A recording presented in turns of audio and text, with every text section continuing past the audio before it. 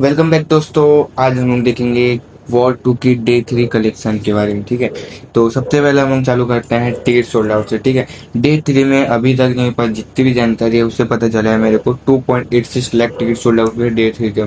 जिस हिसाब से वॉर 2 1 स्टार मूवी आई थी और जिस हिसाब से वॉर 2 ने प्रमोशन के नाम में जीरो कुछ काम किया था, उस हिसाब से भाई मेरे हिसाब से अच्छी खासी टिकट सोल्ड आउट, अच्छा परफॉर्मेंस आया मेरे हिसाब से तो, देखा जाए तो।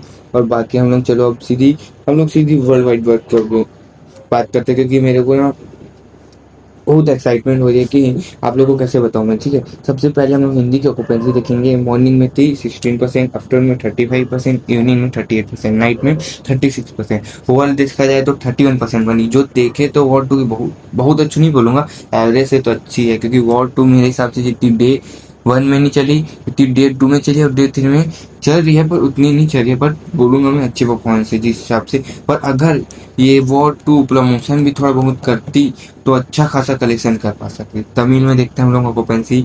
मॉर्निंग में थी 35%, आफ्टरनून में थी 61%, इवनिंग में थी 51% और नाइट में थी 58%। ओवरऑल देखा जाए तो 49%, बहुत अच्छी परफॉर्मेंस है मेरे हिसाब से तमिल में तो। अब तेलुगु में देखते हैं। मॉर्निंग में 26%, आफ्टरनून में 46%, इवनिंग में 48% और नाइट में 45%।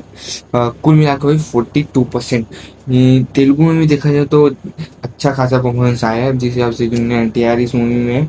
और हिंदी में भी इतना अच्छा नहीं बोल सकता मैं, पर नॉर्मल है जिस हिसाब से वॉर 2 मूवी ने कलेक्शन के। सीधे अब चलते हैं बॉक्स ऑफिस कलेक्शन के तरफ। ठीक है, तो मेरे हिसाब से बॉक्स ऑफिस कलेक्शन डे 3 का मिनिमम होगा 30 करोड़ या 33 करोड़ के आसपास। ठीक है, क्योंकि मैं इसीलिए बोल रहा हूँ क्योंकि डे 1 में हम लोग ने देखा जैसे कि वॉर 2 आई थी तो 80 करोड़ को ना के ग्रॉस प्रॉफिट किया था। ठीक है, और 90 करोड़ डे 2 में किया था। मेरे हिसाब से नेट कलेक्शन कम से कम 30 से 33 करोड़ तो आ ही जाएगा कम से कम वॉर 2 का। और उसको ग्रॉस में किया जाए तो मेरे हिसाब से जाएगा 40 से 45 करोड़ आराम से ग्रॉस प्रॉफिट जाएगा इसका वॉर 2 का। ठीक है, क्यों बोल रहा हूँ क्योंकि जिस हिसाब से डाटा है मेरे हिसाब से तो वही दिखता है कि 35 करोड़ के आसपास चला जाएगा ग्रॉस प्रॉफिट। ठीक है, 35 से 40 करोड़, 40 करोड़ में मैं मान के लेता हूँ कि ग्रॉस प्रॉफिट मेरे हिसाब से चला जाएगा। ठीक है, ओवरसीज की भी बात कर लेते हैं हम लोग।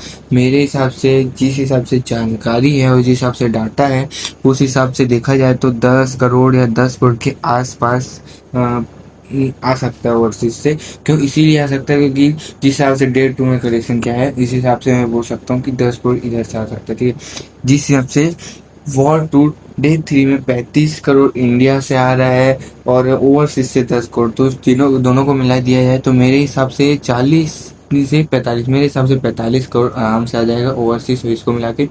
हो सकता है कि 50 करोड़ भी जाए, पर नहीं लगता मेरे को 50 करोड़ जा पाएगा।